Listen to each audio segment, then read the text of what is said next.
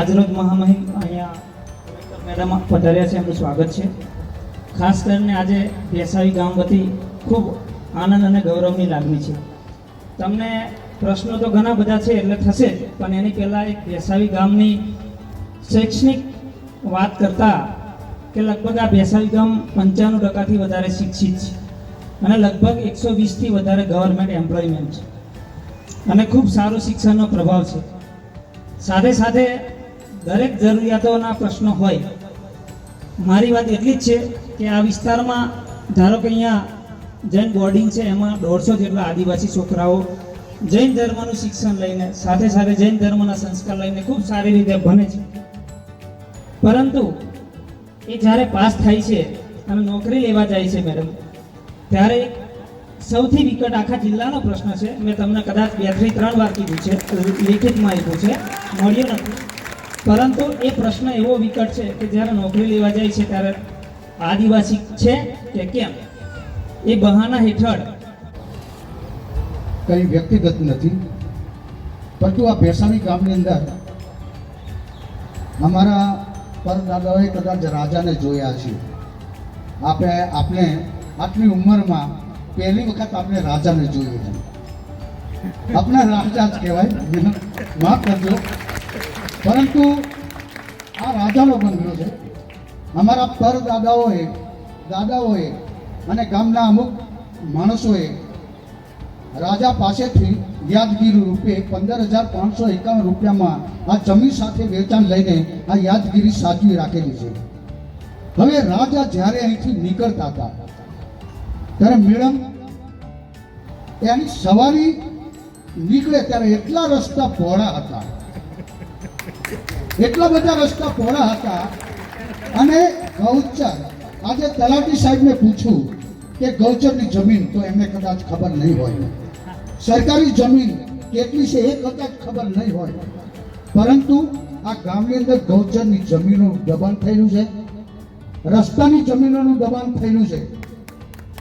આજે મેં વ્યક્તિગત રીતે કદાચ કોઈ અરજી આપું અને તે કે આ એટલે આખું ગામ વિરોધમાં થઈ જાય, કારણ કે દરેક પોતપોતે દબાણ કરેલું છે. એટલા માટે આ કોઈક સર્વે કરીને, અને બીજી વાત, આ રસ્તાના દબાણ કે આ ભેસાવીનો મેડમ વધારે સમય લઈ લઉં, પરંતુ આ ભેસાવીમાં આપ પહેલા રાજા છો. અમે પહેલા રાજાઓને રજૂઆત કરતા હતા, આપ રાજા તરીકે આપણે આવ્યા છો, અને સાથે સાથે રાજ રસાલો, જેને રાજ રસાલો કહેવાય, એ રાજ રસાલો લઈને આવ્યા છે. વિષ્ણુભાઈએ વાત કરી કે આ લાઇબ્રેરી, અને બહેનોએ જે વાત કરી જે દૂષણ, એ દૂષણ તો કોઈ પણ સંજોગોમાં અટકવું જોઈએ, એવી હું પણ મારા ગામજનો વતી માંગણી મૂકું છું. જય હિન્દ. ગૌચર જમીન અને સરકારી જમીન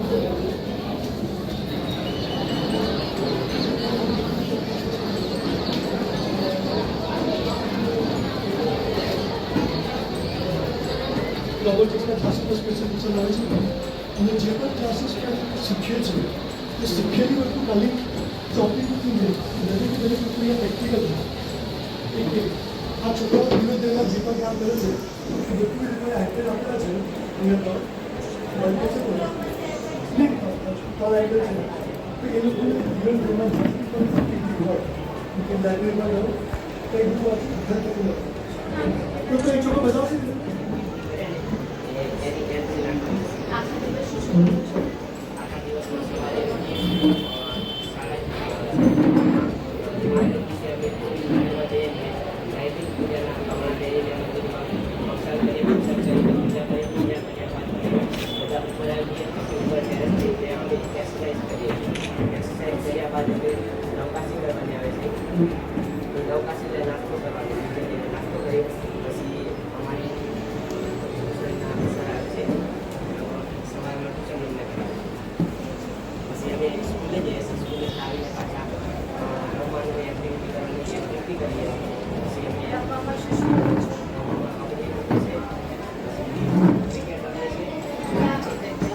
हाँ नीचे अच्छा मुझे मतलब तारीख का आपको मुझे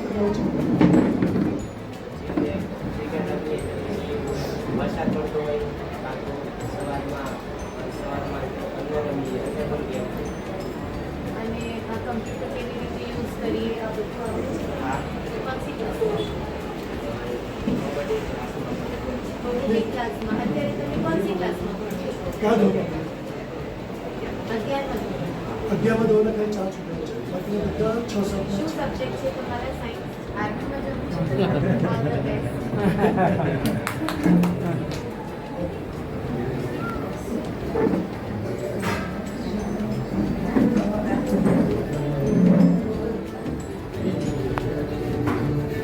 એક પ્રોટોટાઇપ બનાવ્યો છે અત્યારે. જે ગેમ્સનું આપણે જઈએ છીએ ગેમ્સમાં જે બાસ્કેટબોલની ગેમ હોય એનું એક પ્રોટોટાઇપ બનાવ્યો છે. હવે પ્રોટોટાઇપ ફાઇનલ એક બનાવ્યો આ કોને બનાવ્યું છે? છોકરાઓ બધું છોકરાઓ મળીને આ બનાવ્યું. કોડ પણ એમને લખ્યા છે બધા બધું એમને કર્યું હવે આને કોને શીખવાડ્યું? મેમ અમારા માટે એક વડોદરાથી ટીચર છે જેમનું નામ પલ્લવ સર છે. તેઓ કોડિંગના ટીચર છે, ક્લાસ ટીચર છે. તે અમને મહિનામાં 2-3 વાર અહીંયા આવે છે અને ઓનલાઈન રોજ ક્લાસીસ ચાલે છે. અને તેમની મદદથી અમે જે કોડિંગ શીખીએ છીએ, જે અમને કોડિંગ શીખવાડે છે તે અમે અમારી રીતે શીખીને એમની મદદથી અમે આ ગેમ બનાવી છે. ચાલે છે?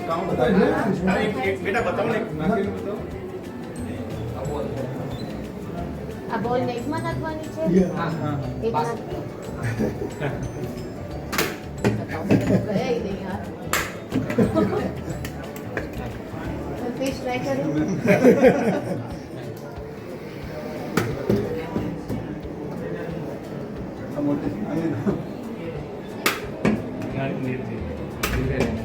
नेट खराब है, जाएगा ही नहीं वो.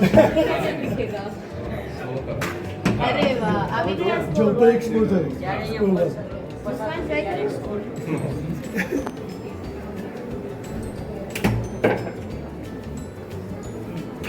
વાહ 2 નથી આવ્યો એમાં.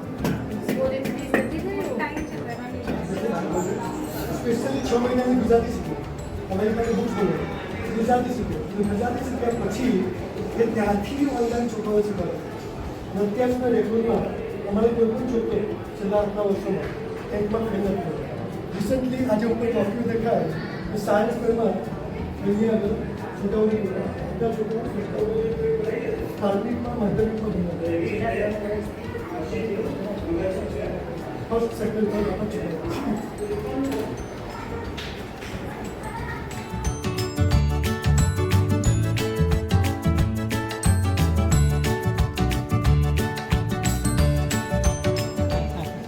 આ છોકરો ચોથા ધોરણ થઈ જાય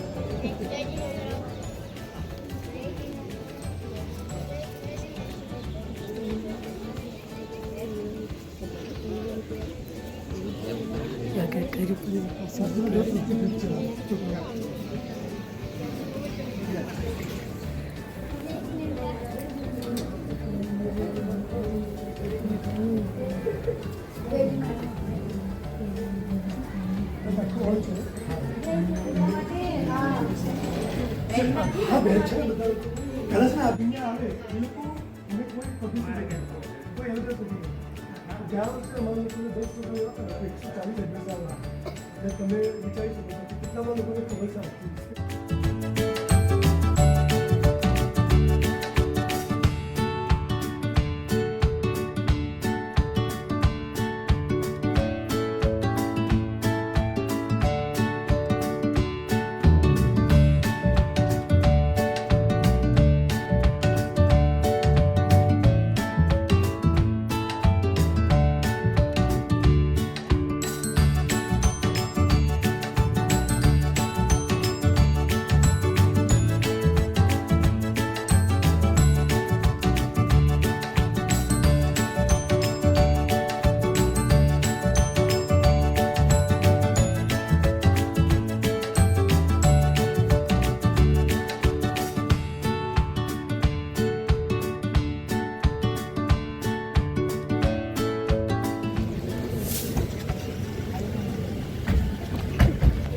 બાય મેમ, બાય બાય.